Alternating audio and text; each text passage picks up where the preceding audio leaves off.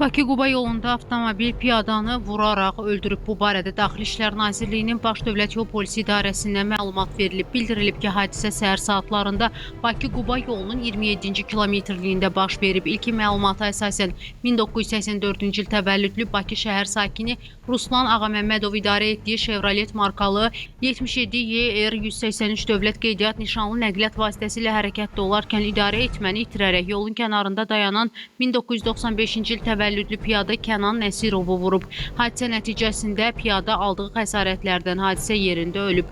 Hazırda faktla bağlı araşdırma aparılır. Baş Dövlət Yol Polisi İdarəsi bir daha diqqətə çatdırır ki, yorğun, yuxusuz və ya səhhətində problem olduğu halda sükan arxasına əyləşmək yol hərəkəti təhlükəsizliyi üçün ciddi risk yaradır. Dəfələrlə edilən xəbərdarlıqlara baxmayaraq bəzi sürücülər hələ də bu kimi hallara məsuliyyətsiz yanaşır ki, bu da çox zaman faciəvi nəticələrlə yekunlaşır deyə məlumatda qeyd edilib.